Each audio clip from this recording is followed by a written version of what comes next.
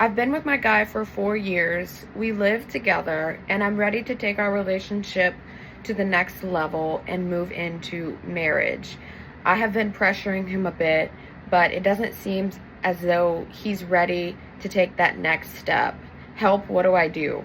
All right, babe. So the thing about me is that you're never going to receive coaching from me where I'm saying, yeah, babe, he's the problem. You're a queen, you deserve to get married, and it's all his fault for you not getting your desires. Okay, you're never going to hear me say that, because it always requires two to tango. And the first mistake that you made was becoming a long-term girlfriend.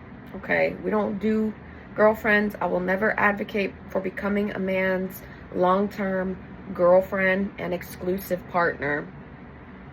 And the second mistake that you made was moving in with him when you are not married. He is not your husband. He has no real responsibility over you. You just irresponsibly moved in together and started doing life together.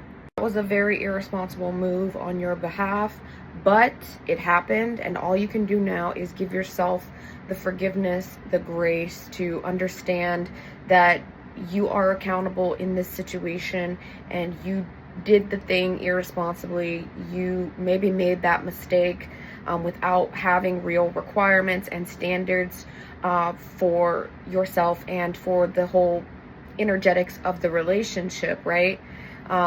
So you can just give yourself that grace and realize that you made that mistake and it happened, but now you know better and now you can move forward. So when you move in with a guy, but yet you're not married to him, you're kind of just taking these little baby steps and making these little baby commitments without fully stepping in. You know, it's kind of like you have 1 foot in and 1 foot out. And so moving in with him and playing house and, you know, doing life together, waking up together in the same bed, you are basically playing like as if you are a married couple. So because of that, because you are already playing house as though you are married, but you're really not, you are already pretending to do that and kind of playing this, you're kind of like testing the waters of when you do actually decide to take that next step forward. Here's the thing about men. Men are always going to reserve to conserving their energy. And when you do these things, all you're doing in that is making him comfortable with the way that things are and never actually giving him the space and the motivation to take things to the next step.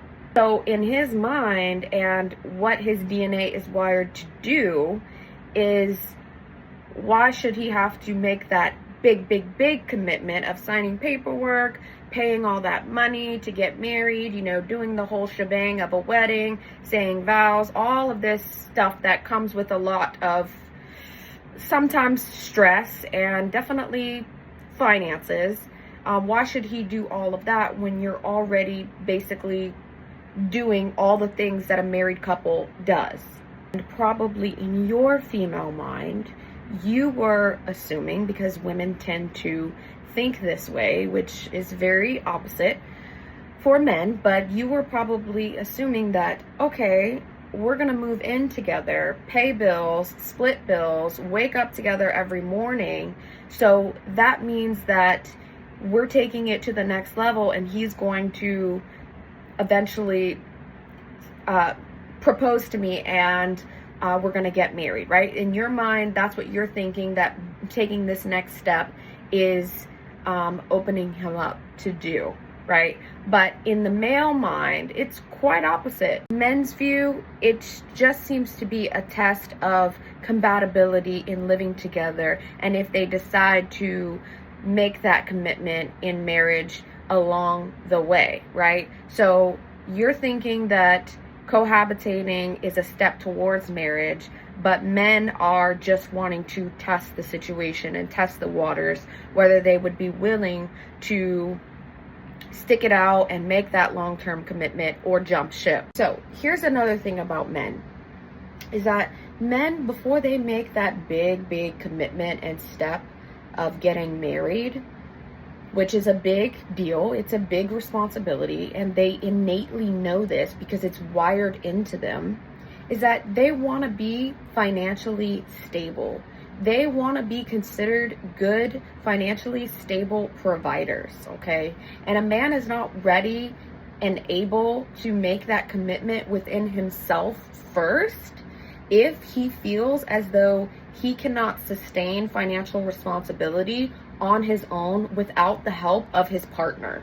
It's a very big deal for acquiring that man card, okay? And so if you moved in with him and you're helping him to pay the bills, you're splitting things, you're helping him out financially, all you're really doing is actually hurting him and hurting his ability to actually become a full-on masculine energy provider man. So by doing that, he's never going to be able to truly feel that desire of getting married to you and finding the woman of his dreams.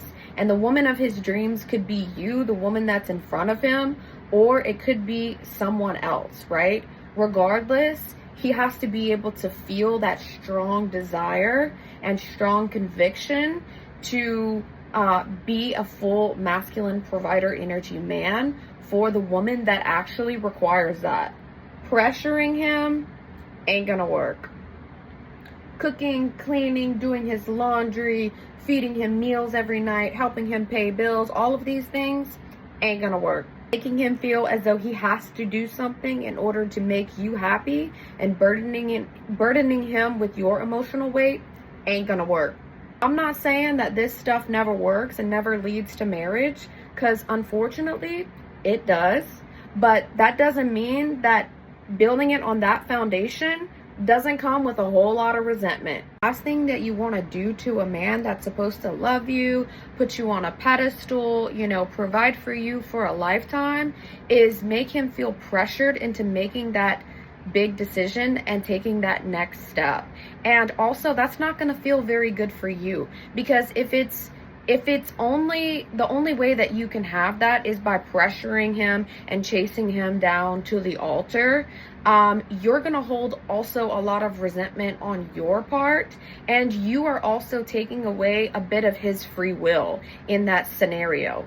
Trying to take away his free will in that situation doesn't make you feel like you're this highly perceived, valuable asset in his life and this woman of his dreams, okay? A man that is that sees you as this highly perceived, valuable, virtuous asset is going to be basically begging you to marry him. So you're actually doing yourself a disservice by trying to pressure him and chase him down to the altar. And I get it. You want the big glamorous wedding day. You want the 6 bridesmaids walking behind you. You want the big fancy dress, the nice party. You want to post your relationship status on Facebook. But babe, none of that truly matters. Nobody puts more pressure on you than you do to yourself. And you get to have your desires met, but that doesn't mean it necessarily has to come from this guy and this guy only, okay? It could, but here's what you have to do in order to kind of reverse this situation.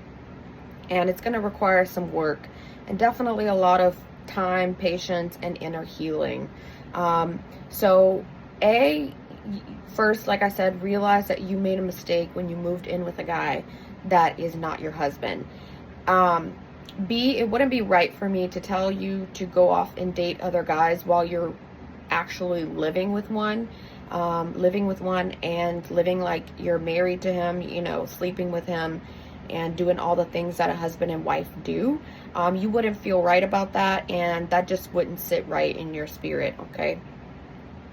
So you have to dismantle the pedestal that you put him on energetically, and also dismantle the pedestal that you put marriage and commitment on also, okay? It's very normal for you to want to get a guy to make that big commitment to you after you've given him, you know, all of you, your heart, your soul, your mind, your body especially. But you have to basically cut ties spiritually and energetically with the idea that that you are having, that you get to have that, and that you're going to be desperate for it, okay? Because you can have the desire for marriage and building a family, but you first have to leave the desperation energy off the table, because incredibly and inevitably, when we try to chase after something aggressively and we are in this desperate space to achieve it, we actually repel it even further. Desperation is never an attractive energy, and anyone with a healthy mind and healthy spirit will be able to sense that. So I'll admit, this is not going to be an easy process. Like I said, it's going to require time and patience and a lot of grace and forgiveness to yourself. But you have to basically plan your out. And that doesn't mean that you don't care about this guy anymore. You don't desire a long-term relationship and life experience with him. But you need to be able to know that you can stand on your own 2 feet and live life without him, and move out on your own and take care of yourself. Absolutely, most definitely, in the meantime, while you're planning that, stop sleeping with the guy. Tell him that you know, you can communicate that you don't want to sleep together in the same bed. Maybe one of you can sleep on the couch or in the extra bedroom or whatever. Definitely stop sleeping together, and definitely go on treating him as if you're still in the dating stages, okay? Meaning the stages before you know, live together and life becomes more routine and you get more comfortable with each other, right?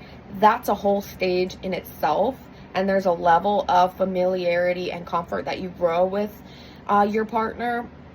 So you need to basically move backwards into that stage of dating where you're still kind of getting to know each other and you're still not comfortable doing all the things. You stop sleeping with him first and foremost. That is the most important thing. And you also go on about your life according to your own means and your own matters, right? Pursuing your own hobbies, you know, working on business goals, whatever that may look like,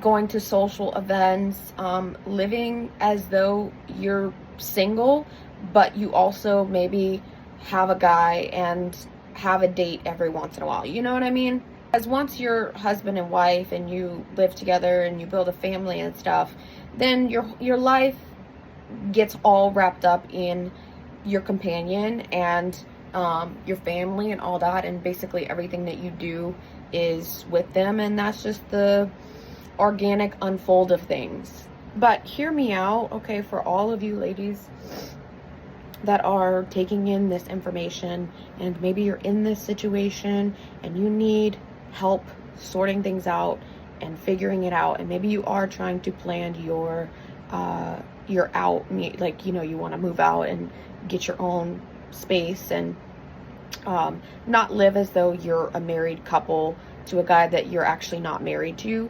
Hear me out. You never want to communicate this and go about this with bitterness and resentment. Never trying to hurt someone, right? Never intentionally try to hurt this guy, okay? You care about him and you love him and you want to see him do well, and you don't want to hurt him intentionally. You can do that while still holding true to your standards and having your own requirements and boundaries, And the way that they react to it has nothing to do with you, as long as you know that you're doing your part in communicating it appropriately. This is all making sense to you, because you know, sometimes you have to rock the boat.